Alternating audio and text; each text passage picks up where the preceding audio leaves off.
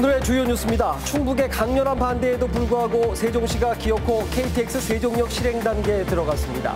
여기에 호남권 국회의원들은 직선화 노선 관철을 위해서 이낙연 총리를 면담할 예정입니다. 청주공항을 거점으로 하는 에어로K가 국토부에 면허 신청서를 제출했습니다. 최장 90일간의 심사를 거치면 지역 항공사 출범이 가시화될 것으로 보입니다. CJB는 열악한 시설에 방치된 장애인 실태에 대해서 연속 보도했습니다. 충청북도와 보훈군이 장애인 7명을 긴급 분리 조치시켰지만 남겨진 과제는 여전히 많습니다. 충북 지역 백두대간을 관리하는 첫 무인기 순찰대가 발족했습니다. 조난과 산불, 경충해까지 큰 역할이 기대되고 있습니다. 네, 여러분 안녕하십니까? CJB 8시 뉴스입니다. 세종시가 KTX 세종역 신설을 위한 사업을 본격적으로 시작했습니다. 여기에 호남권 국회의원들은 오는 14일에 이낙연 총리를 만난다고 합니다. 충북의 온건 대응이 치밀한 전략인지 아니면 이미 백기를 든 것인지 속내를 모르겠습니다. 조상우 기자가 보도합니다. 세종시가 1조 5,500억 원의 내년 예산안을 편성하면서 KTX 세종역 사전 타당성 조사 용역비 1억 5천만 원을 포함시켰습니다. 이와 더불어 정부가 지역별로 예비 타당성 조사 면제 사업을 제출받을 때 KTX 세종역을 건의하겠다고 밝혔습니다. 이 세종역은 예타 면제 대상으로는 염두하지 않고 염두에 두고 있습니다. 그러니까 그게 받아들여지면은 굳이 이 예산 심의 과정에서 편성해서 제외하면 되지요. 호남 직선화 논의는 시 차원에서는 검토하지 않고 여전히 발산일을 전제로 한다고 말했습니다. 그렇게 해야 아마 충북에서도 받아들이기가 더 쉬울 거고요. 아예 천안에서 분기해서 새로운 노선을 깔게 되면은 비용도 이렇게 많이 들어가게 될 것이고. 세종시가 기어코 실행 단계에 착수한 가운데 호남 국회의원들은 오는 14일 호남 직선화 노선 관철을 위해 이낙연 총리를 면담할 예정입니다. 상황이 갈수록 엄중해지고 있지만 충북은 여전히 온건 대응 기조입니다. 충북 범도민 비상대책위원회가 기자회견을 열었지만 기존 입장과 큰 차이가 없었습니다. 국민 통합을 위해 최대한 인내하고 차지할 것이나 도를 넘어선 주장과 움직임에 대해서는 단호히 맞서 투쟁할 것이다. 도의회도 첫 특위를 열고 의견을 수렴했지만 상황 인식이 아니하다는 인상을 지울 수가 없습니다. KTX 오송역에 대한 그 필요성 그리고 당위성 이런 것들을 가지고 그 호남권의 그 의회를 좀 방문을 해서 적극 홍보에 나서는 이런 그 활동. 충북의 조용한 대응 기조가 아직도 유효한지 상황을 오판하고 있는 건 아닌지 냉철히 재검토해볼 시점이 됐습니다. CJB 뉴스 조상우입니다. 네, 다음 뉴스입니다. 흔히들 농촌은 저출산 고령화로 인한 지방 소멸의 첫 번째 지역이고 사실상 대책도 없다고들 합니다. 하지만 100점짜리 답안지로 100점 만점을 만들어가는 마을도 있습니다. 정진규 기자가 집중 취재했습니다. 괴산군 청안면 부흥리 주민들이 짓는 다세대 주택입니다. 이곳의 이름은 행복둥지. 내년 바로 앞 초등학교의 전화골, 6가족이 살 집입니다. 월 임대료는 불과 5만 원. 이곳으로 이주할 외지인들을 찾는 데는 불과 한 달이 채 걸리지도 않았습니다. 이 학교의 전교생이 17명인데 내년에 전화골 학생이 12명에 달합니다. 지난해 청안면에서 태어난 신생아 수보다 더 많습니다. 저희도 의외였어요. 이렇게 반응이 좋으리라고는 상상도 못하고서. 저출산 고령화로 학교가 통폐합 위기에 놓이자 전화골 가족에게 다세대 주택을 월 임대료만 받고 제공하는 묘안을 낸 겁니다. 학생 유치로 학교도 살리고 젊은 학부모의 정착을 유도해 마을까지 살리는 일석이조의 효과를 노리고 있습니다. 이 사업으로 인해서 어마어마한 시골 농촌에 파급적인 효과가 올 것 같습니다. 증평 중리마을은 환경 개선으로 주민 감소에 대비합니다. 3년 전 주민수 감소로 인한 빈집 14곳을 철거하면서 이곳에 공원과 공용주차장, 마을 소득을 위한 체험관을 만들었습니다. 자녀들이 와서 또 체험을 하고 이것들이 나아가서 더 발전을 하면 귀농귀촌인들이 더 많아지는 그런 선순환 구조가 될 거라고 생각합니다. 특히 외지인들을 마을로 끌어들이고 정착을 돕기 위해서 1년간 귀농 체험을 할 수 있는 주택 4곳도 지었습니다. 환경 같은 것들이 참 좋아가지고 저는 이 마을에 정착할 생각이 90% 이상이에요. 실제로 주민 감소의 위기를 겪는 다른 농촌들과는 달리 이곳은 사업 시행 3년 만에 15명이 늘어나는 효과를 거뒀고 농림부의 빈집 활용 공모전에서 대상까지 거머쥐었습니다. 마을이 깨끗하고 살기 좋은 여건이 되니까 이런 시내라든가 또 다른 데서 이 관광객으로 왔던 분들이 어떻게 이 마을에 살 수 있는 길이 없을까 이렇게 저한테 문의도 하고. 저출산 고령화로 위협받는 농촌. 저마다의 해법으로 위기를 기회로 바꾸고 있습니다. CJB 뉴스 정진규입니다.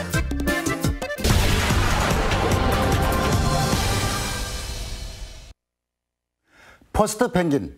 사냥을 위해 포식자들이 가득한 위험한 바닷속으로 맨 처음 뛰어드는 펭귄을 말합니다. 국내 저비용항공, 이른바 LCC의 퍼스트 펭귄은 청주공항에 둥지를 튼 한성항공이었습니다. 실패로 끝났지만 한성항공의 이런 도전 이후 우리나라에는 6개의 저비용항공사가 생겨납니다. 그들은 이제 기득권 세력이 됐습니다.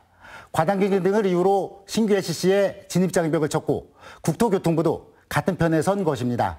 그런데 최근 국토교통부가 기술을 선회했습니다.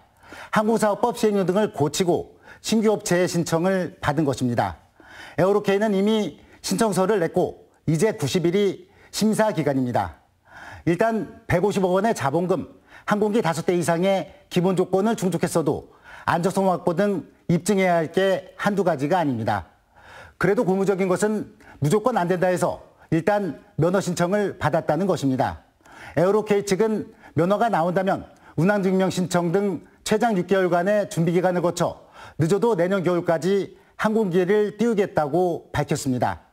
LCC 춘추전국 시대, 청주공항 거점에 에어로케이 설립이 점점 가시화되면서 기득권을 빼앗기지 않으려는 기존 LCC를 얼마나 빠르게 따라잡을 수 있을지 관심이 모아지고 있습니다. 뉴스인 뉴스였습니다. 네, 다음 뉴스입니다. 열악한 시설에 방치된 장애인 실태에 대한 CJB의 집중 보도 이후 충청북도와 보은군은 장애인 7명 전원을 이송 조치했습니다. 급한 불은 끈 셈이지만 갈 길은 아직도 멀기만 합니다. 김우준 기자가 취재했습니다. 장애인 자립생활센터와 공동생활가정으로 쓰이는 보은군의 한 모텔입니다. CJB는 이곳에서 중증장애인 7명이 방치된 채 인권유린을 당하고 있다는 의혹을 제기했습니다.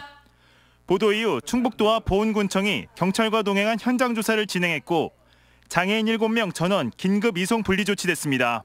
7분이 한꺼번에 받을 그 쉼터가 없어서 저희가 3군데로 지금 분산해서 분리 조치했고요. 그 분리 조치 기간은 1주에서 2주밖에 되지 않습니다. 문제가 된 원장 이모 씨는 4층 공동생활가정이 공사 중이라 장애인들을 모텔방에 임시로 놔두었을 뿐 문제될 게 없다고 주장합니다. 또한 자신은 4층 공동생활가정 원장일 뿐이며 1층 장애인 자립생활센터는 전혀 무관한데 자립센터로 보도됐다고 정정보도를 요구했습니다. 여기는 순전히 내 돈이에요. 대주물관이든 뭐든 내 돈 갖고 쓰고 있는 거 내 맘대로 하는 거야. 그렇다고 애들 때려요? 상처받는 애들 다 내가 치료해 준 거예요. 하지만 취재 결과 장애인 자립생활센터 활동 기록 대부분엔 원장 이 씨가 등장합니다. 실제로 1층 장애인 자립센터장으로 등록된 장애인 이모 씨와 원장 이 씨는 친척 관계며 취재 당시에도 자립센터장 인감을 원장 이 씨 가족이 갖고 있었습니다. 충북도와 보은군은 원장 이 씨에 대해 시설 위법성 여부를 꼼꼼히 살피고 혐의가 드러나는 대로 고발 조치하겠다고 밝혔습니다. CJB 뉴스 김우준입니다. 장애인 학대 의혹을 취재한 김우준 기자 이 자리에 나와 있습니다. 김 기자, 네. 여전히 해결해야 할 숙제가 많다고요? 네, 그렇습니다. 원장 이 씨에 대한 철저한 조사가 시급해 보입니다. 먼저 장애인 공동생활 가정의 정원수 4명보다 많은 7명의 중증장애인들을 어디에서 어떻게 데리고 왔고 그 과정에 조력자 등은 없었는지 충분한 조사가 필요해 보입니다. 이 씨가 규정 인원보다 많은 장애인 수에 집착하는 이유는 바로 돈 때문입니다. 실제로 장애연금과 수급비, 거기에 활동보조 바우처까지 포함한다면 최중증 장애인은 국가로부터 한 달에 최대 800만 원까지 받을 수 있습니다. 장애팔이 장사라는 말까지 나오는 이유입니다. 네, 장애팔이 장사라. 이런 말이 아주 인상적이군요. 그러면 이런 장애인 시설은 누가 운영을 할 수 있는 겁니까? 일단 지방자치단체는 원칙적으로 신고제이기 때문에 신고 요건이 맞게 된다면 신고 수리를 할 수밖에 없다는 입장입니다. 하지만 이번 건은 지자체에서 조금만 신경을 썼더라면 사전에 충분히 막을 수 있었습니다. 이번에 문제가 된 공동생활 가정에서 자립생활센터를 비영리 민간단체로 등록한다고 했을 때 저희들이 이걸 어느 정도 의견을 했어요. 그래서 충청북도에다가 저희들은 반대 의견을 했었고 거기는 자립생활센터가 아니다라고 계속 어필을 해왔던 그런 상황이었거든요. 네, 그렇다고 하면 충북도청과 보훈군청의 책임을 묻지 않을 수가 없겠는데요. 김 기자, 이번에 그렇게 분리 조치된 장애인 7명은 향후 어떻게 되는 겁니까? 네, 일단 앞서 리포트에서 나온 것처럼 임시로 분리 조치가 됐습니다. 하지만 문제는 이제 최장 2주까지밖에 있지 못한다는 건데요. 2주 후에는 가족품으로 돌아가게 됩니다.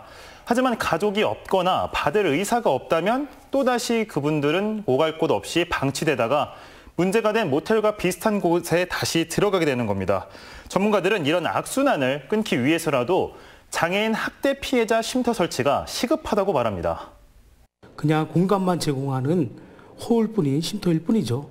그러다 보니까 학대 피해자 지원이 제대로 이루어지지 않고 있습니다.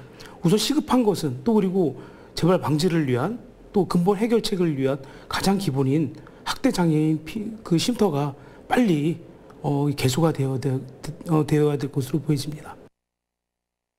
실제로 여성, 노인, 아동 등의 쉼터는 법제화가 돼 있고 설치까지 됐지만 장애인을 위한 쉼터는 전국에 한 곳도 없는 상황입니다. 네, 잊을만 하면 터져나오는 장애인 학대 사건. 이번 사건으로 장애인 쉼터에 대한 공론화가 필요해 보입니다. 김우중 기자였습니다.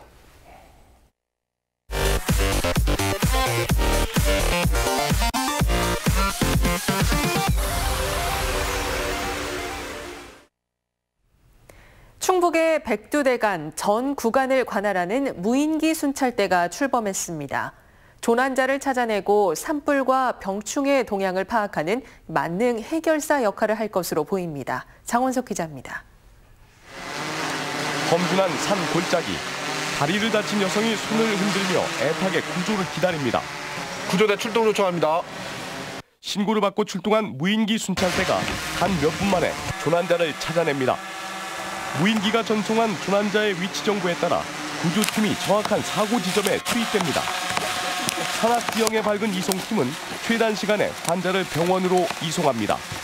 바로 무인기 순찰대입니다. 국립공원, 특히 백두대간 등 산세가 험한 지역에서는 안전사고 발생 위험성이 있습니다. 그 안전사고의 초등 대처, 신속한 대처를 위해서 피해를 최소화하기 위해서 무인순찰대를 발족하게 되었습니다. 가상훈련에는 재난 전문가 50여 명과 무인기 6대가 동원됐습니다.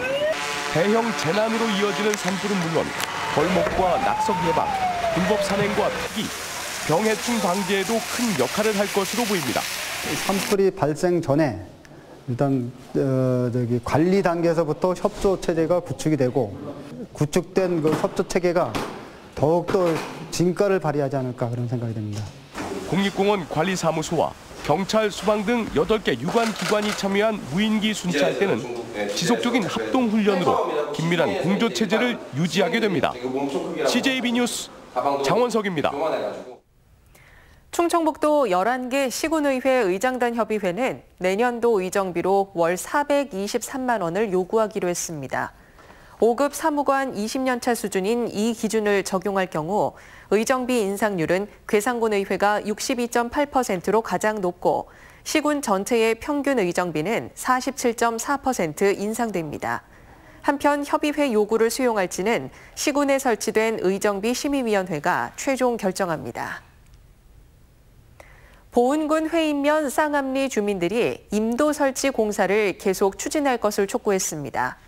주민들은 기자회견을 통해 임도 설치는 산불 예방과 산림 관리를 위한 것인데도 소수의 반대 민원 때문에 중단됐다며 충청북도는 계획대로 추진해야 한다고 주장했습니다. 이에 대해 환경단체는 쌍암 임도는 타당성이 없는 데다 특혜 의혹도 있어 지방의회에 행정감사를 요구했습니다. CJB 청주방송과 충청타임즈, 사단법인 진검다리가 공공 주최하는 사랑의 연탄 나누기 출정식이 청주대학교에서 열렸습니다. 출정식에는 CJB 이한목 대표와 정성봉 청주대 총장, 김형근 한국가스안전공사 사장 등이 참석했으며 형편이 어려운 이웃 가정에 연탄을 전달하는 나눔 행사를 가졌습니다. 사랑의 연탄 나눔 운동은 지난 9월 도내 11개 시군을 순회하며 모금된 성금으로 내년 2월까지 소외계층에게 연탄과 난방비 등을 전달하는 것입니다. 청주 YWCA가 영화 시장에서 소외받는 여성 감독과 배우들의 영화를 상영하기 위한 문화제를 열고 있습니다. 여성의 눈으로 세상을 보다라는 주제로 내일까지 열리는 영화제에서는 소공녀, 판타스틱 우먼, 여배우는 오늘도 등이 상영됩니다. 오늘은 감독과의 대화를, 내일은 김꽃비 배우가 참여하는 시네톡을 관객들과 함께 진행합니다. 오늘 낮 12시쯤 청주시 옥산면의 한 공장에서 화학물질 20리터가량이 유출됐습니다. 이 사고로 근로자 2명이 화상을 입었고 3명은 유해가스 흡입으로 호흡곤란을 일으켜서 병원 치료를 받는 등 5명이 다쳤습니다. 경찰과 소방당국은 솔벤트를 다른 탱크로 옮기는 과정에서 화학물질이 누출된 것으로 보고 있습니다. 영동군의 한 고등학교에서 외부 음식을 먹은 학생들이 집단 식중독 의심 증세를 보여서 보건당국이 역학조사에 나섰습니다. 어제 이 학교 학부모들이 제공한 음식을 먹은 학생 21명이 복통과 설사 증세를 보였으며 이 가운데 2명은 병원 치료를 받았던 것으로 알려졌습니다. 영동군 보건소는 의심 증상 학생들의 가건물을 채취해서 조사를 벌이고 있습니다. 지난 6.13 지방선거를 앞두고 충북지사 후보 매수 의혹이 불거진 자유한국당 박경국 전 후보가 무혐의 처분을 받았습니다. 청주지방검찰청은 의혹과 관련해 조사를 벌였지만 후보 간 정책연대 등 단일화 과정으로 판단했다고 밝혔습니다. 박 전 후보와 바른미래당 신용환 전 후보는 지난 5월 지방선거를 앞두고 야권 후보 단일화 과정에서 후보 매수 의혹을 받아왔습니다. 목요일 저녁 CJB 8시 뉴스 여기서 모두 마칩니다. 함께해 주신 여러분 고맙습니다.